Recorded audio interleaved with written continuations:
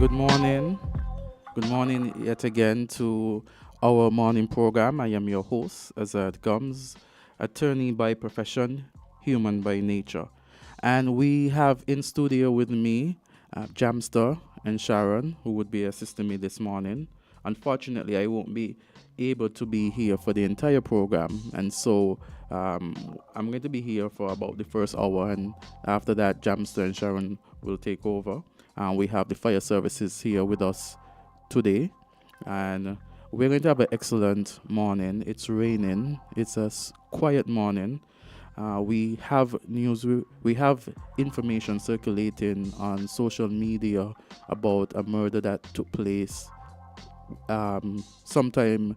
I don't know if it was last night or early morning, and so we won't comment on that. Just to say that we are seeing the social media speaking about a murder. Of course, when we get more information, that could be revealed. And if the statements are true, we sympathize for the families who will have lost a loved one. We have many things in the news here today. But again, as I like to start every program, I like to start the program with some morning affirmations, some positive thoughts that persons can take and carry throughout the day. It's also a reminder to myself, that we have to be positive in the morning. We have to take we have to set the right mindset. We have to align ourselves with what we want early in the morning. So the affirmation I wish to share here today is that I am excited to wake up today and experience this beautiful life that I am creating with my thoughts and vision. I'm going to repeat it again. I am excited to wake up today and experience this beautiful life that I am creating with my thoughts and visions. Jam, so just yesterday, I went to the gym, and exercised. And I thought after a long day, it's very, a long day, the importance of exercising. And I say exercise can do so much for an individual that I said, let me look up the benefits of exercising so I could share with the audience here this morning. And you realize that exercising has many benefits, very on your mental health and the like. And it is important, I think, for us to exercise regularly. We know that persons talk about it. Persons I have seen walking, and more than one occasion, many persons get fit for carnival. Many persons get fit for various reasons. But I wish to share some of the benefits of physical activity. And, one of the benefits, and I'm reading from an article here, it says, improve your memory and brain function. And that's for all age groups. An improvement in memory and age and brain function. Protect against chronic diseases. Aid in weight management. Lower blood pressure and improve heart health. I think that's important because, our heart constantly beats, and it has been beating since we have been born. And so it's important for us to take care of our hearts. Exercise improves the quality of our sleep. It reduces feelings of anxiety and depression. It combats cancer-related fatigue. It improves joint pain and stiffness. It maintains muscle strength and balance. It improves joint pain? Really? You want your joint pain to get better? I'm just kidding. Well, that's why you said. I guess what they say when you improve joint pain, it means that I guess it means reduces. Yeah. So thank you. And it maintains muscle strength and balance and increases lifespan. So these are some of the benefits of exercise. and I wish to encourage persons, to exercise more often. I see many of us walking along the bypass roads. Many persons are in gyms. Many persons are doing home exercises, and so I want to encourage persons who are, in that mode of exercise to do so. Well, I notice it always ticks up just before Carnival and just before music festival. Yes. Right? You ever notice that? and I realize when you exercising, persons often ask, okay, so you're exercising to go into a troop, or you're preparing for your ultra body or something like that. They're thinking about some calendar item coming up, some like landmark annual calendar that you're preparing for. Like, you can't just be exercising. Yes, because it offers so many benefits. And so, Jamster, I'm looking at the news, local news, regional news, international news, and just yesterday, article was published here on WINNFM by Devon Cornelius, and it says, the article is entitled, Brantley appoints former Deputy Premier Jeffords as special advisor.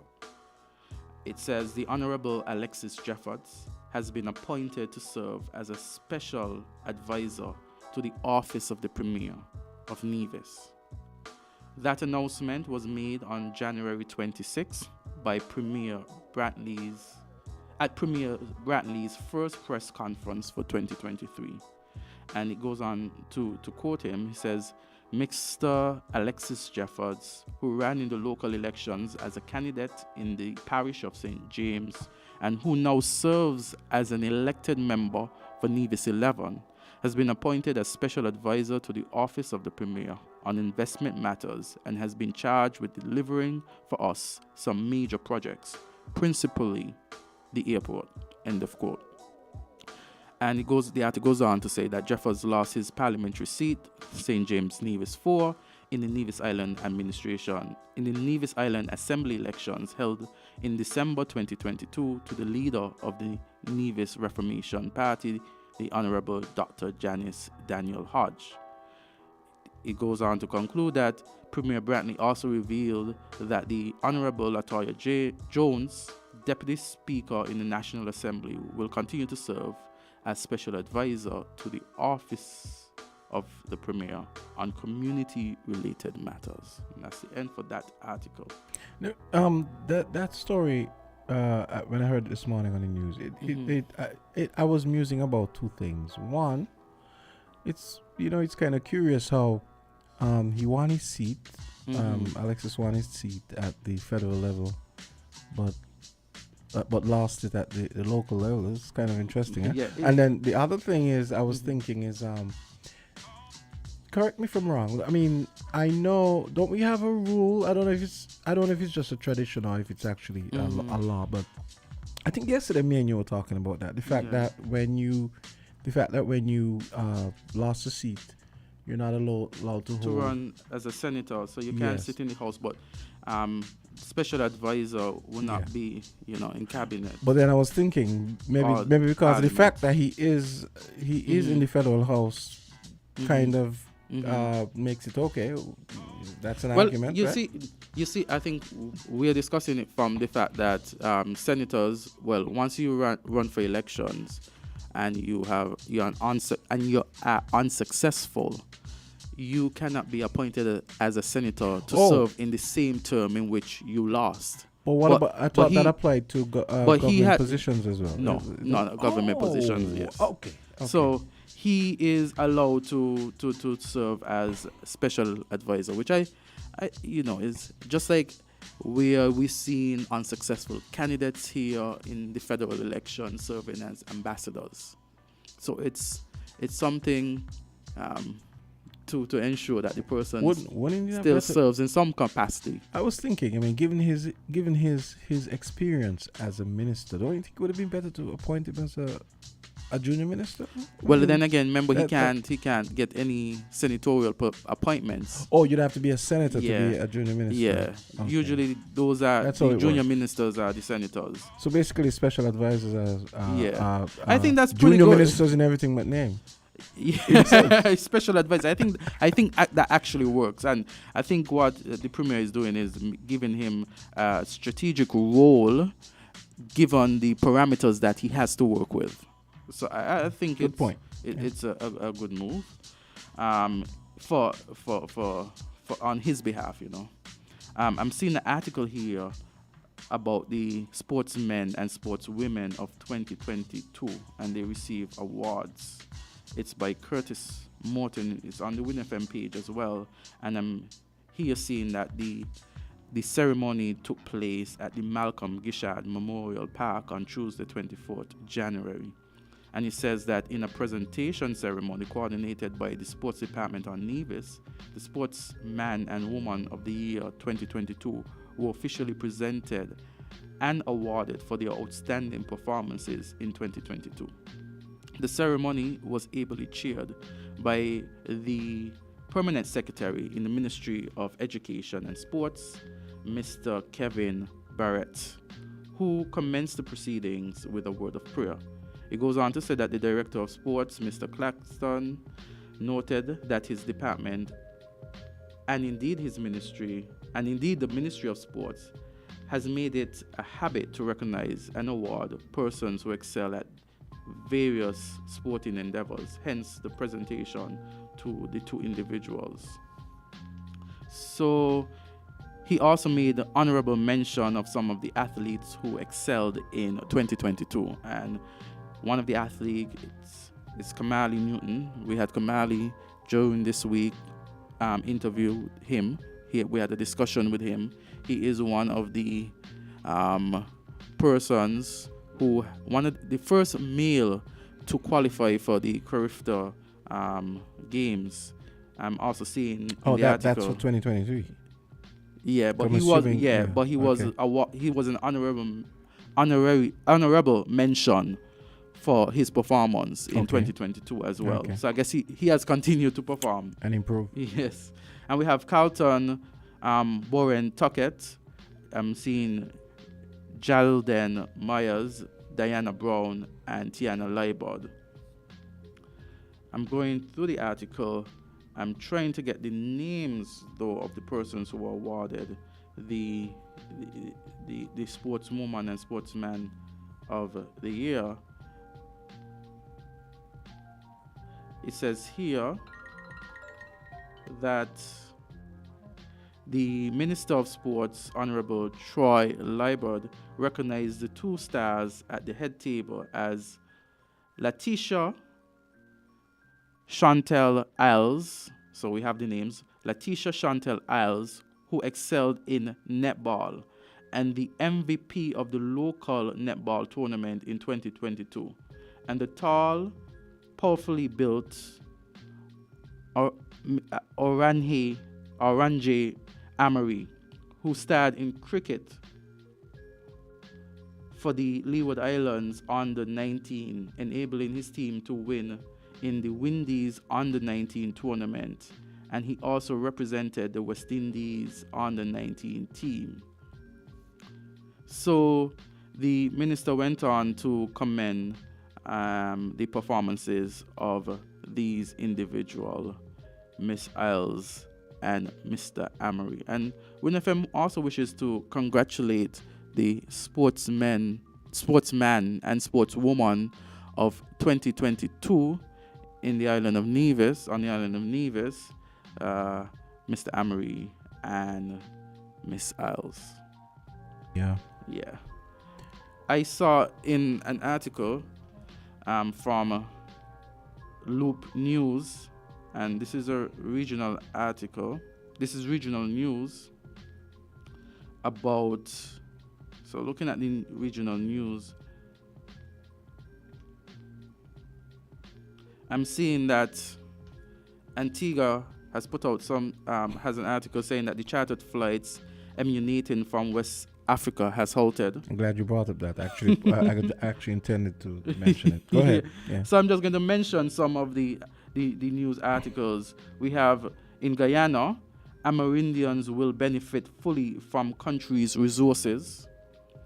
We have shooting leaves 2 injured in Turks and Caicos. We have Dominica cricket legend Irving Shillingford passes away. we have in St. Vincent and the Grenadines, it says that St. Vincent and the Grenadines records third homicide for 2023. Also here we have family of American businessman murdered on St. Vincent and the Grenadines demand justice. In Caribbean news, Well, let's talk about the Trinidad. This the might have Soca been a Monarch little thing. older, yeah. Mm-hmm. This might have been older. Grenadian med student dies in Cuba, but this is an article that was on January 9th, 2023. Yeah. And of course, we're going to get to the Soca Monarch competition, because in Trinidad and Tobago, we have an article here that was published 14 hours ago. And it is an article from Loop News 14 hours ago, and it says International Soca Monarch cancelled in Trinidad and Tobago. The article goes on to say, and I think this article was written by Laura Phillips. It goes on to say there will be no Soca Monarch competition this year in Trinidad and Tobago. The directors of the Caribbean Prestige Foundation, the body behind the competition, told Loop News that they made a decision to cancel it this year.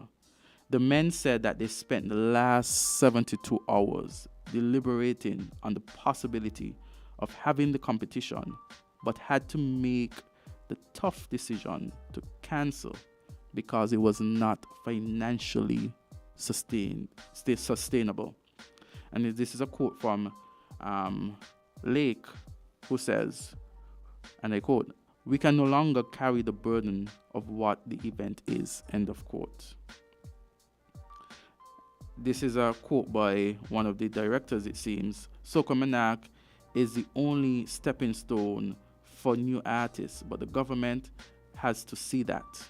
And if they don't see it fit, they're killing the culture. Here's the thing. Here's the thing, though. Mm-hmm. Here's the thing. I agree. I understand that, but I find Caribbean people, to me, are extremely unreasonable.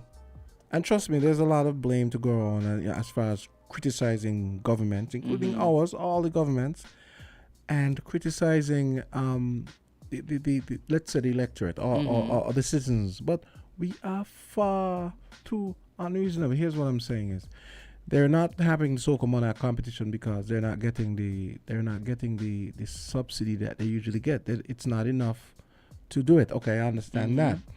But the reason I interjected here is because he's talking about they don't see blah blah blah blah. They don't, but they're not seeing. They're seeing the fact that the government has had to cut back. Trinidad and Tobago government has had to cut back since 2020 because of COVID-19. Yes. Right. And if you're if you're a responsible statesman, a responsible administrator of a country, you're gonna look at your priorities. And sadly, maybe the Soca Monarch product is not something that rises to the importance of a lot of other things. I mean, the government could have very well said, "Hey, I mean, we have all these soca fests during the season. Let's put the money elsewhere." I totally get that, given what we're going through now in post-COVID, right? And another story which I think kind of points to the fact that there's belt tightening going on. There was a story I heard this morning where the Trinidad and Tobago government is providing. There's some kind of barter arrangement with Venezuela. Venezuela is going to be managing some gas fields for Trinidad and Tobago, but instead of Trinidad and Tobago paying Venezuela, they'll be sending them humanitarian supplies, including food and medical supplies. Okay. And when I heard that, I thought, that's probably part of the whole belt tightening thing, where rather than spending money to pay Venezuela, you send them humanitarian supplies, because Trinidad and Tobago has a highly evolved industrial sector. They make a lot of stuff there. So the article goes on to say that he went on to say that he said to put on a good show they need resources, although they declined to reveal how much money they were offered and how much they requested. They did not say that. They did say that the prize money alone would have been around $2.5 million. Exactly, and that's that's Trinidadian dollars. Exactly, and the Trinidad, like I said, the Trinidad, the TNT government puts a lot of money into Soca Monarch over the years. Maybe they just can't afford it this time. I think, yeah, that's regrettable. It's disappointing, but also understandable post-COVID. He said that the intention is for him and the other director to sit after Carnival with stakeholders and whoever wants to be a part of reviving the competition. He said if they do not get the support for the show after that, they would walk away.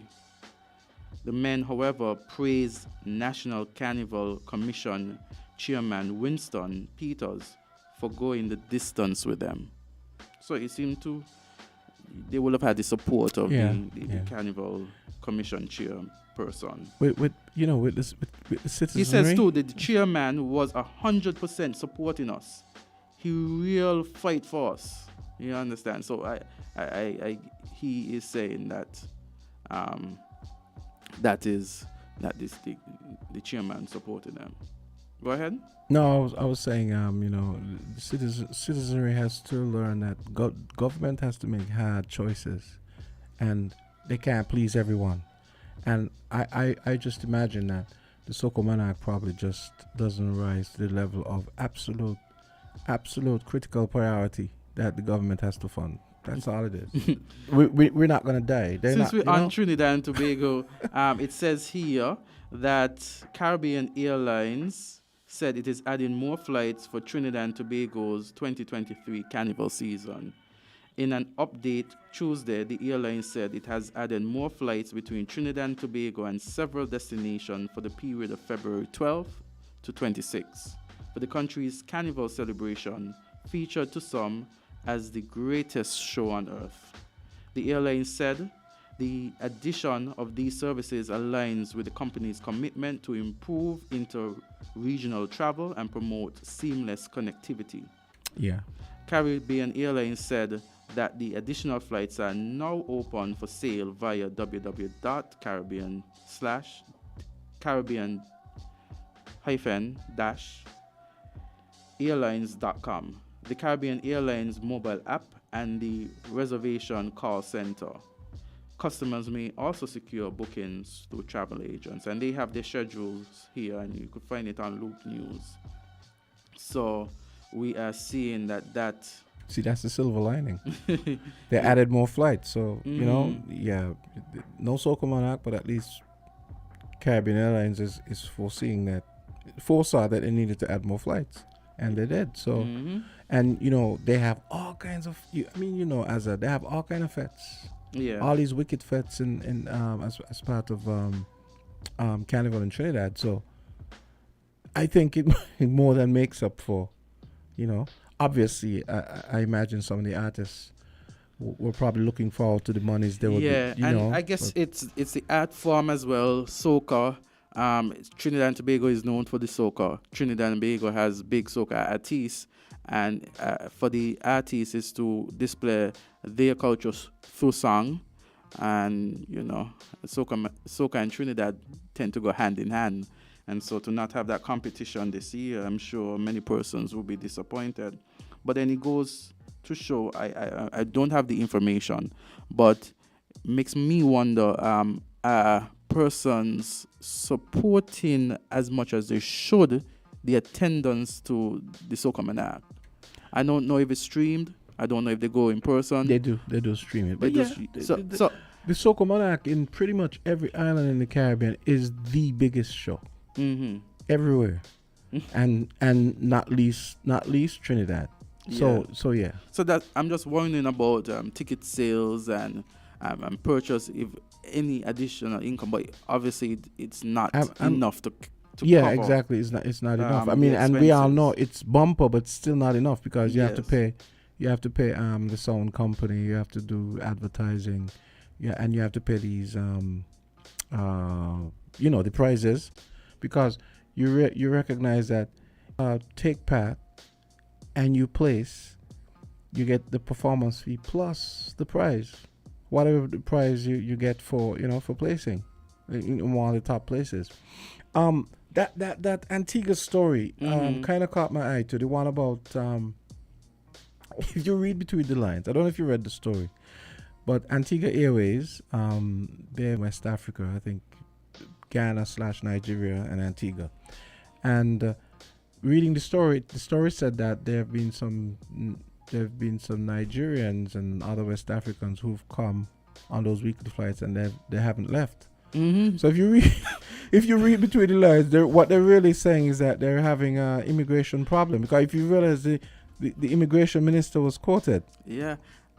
And they also mentioned the fact that a lot of those West Africans, they're coming to Antigua and using it as a gateway to get to Mexico. Jams, I think you would have heard the article, you would have heard the video as well, the speech by the minister. You mean the minister in Yeah. in where? Okay. Commercial viability of the route had chosen to arrange a few charters, and of course that came with a certain clamor and a certain degree of suspicion. What had transpired since is that the efforts were imitated by another operator and would have arranged another charter outside of the knowledge of the government. And it seemed to us that based on intelligence report that we have, that the objective of that other charter was to use Antigua as a stepping stone for persons going to other jurisdictions. And that has been drawn to our attention. And accordingly, we have made a move to suspend the routes. But insofar as the persons who were transiting Antigua to other jurisdictions, our information suggests that they were heading towards South America to be able to use the South American border to obviously get access to the southern border of the United States. And that was clearly not the objective intention of the government in establishing this air route. Yeah. Yeah. So yeah, that's interesting. That is interesting. And so they have halted the flights from that. The article also implied that probably immigration was going to make a move on some of the people in Antigua who have overstayed the week, because I think it's like a 7-day sojourn on the you come and you spend 7 days, and some of them haven't left. Oh. They mentioned that. So yeah, I know they mentioned about the overstaying the time. Not too sure about how long they had, how long the time was, but they did mention a lot of those persons overstaying. And what's interesting, Antigua is notoriously very particular about that kind of stuff, about people overstaying, and whereas I think we're the exact opposite. Anybody can just come. Anybody can just come here and do as they like. I'ma just say. Yeah. I had to get that off my chest. Here, if you look at it, it says the Bahamas health check for almost 400 undocumented mission manager and a public health manager, along with 2 engineers. The underground assessment is in keeping with the established international best practices related to the safeguarding and preserving of the health of migrants and the possible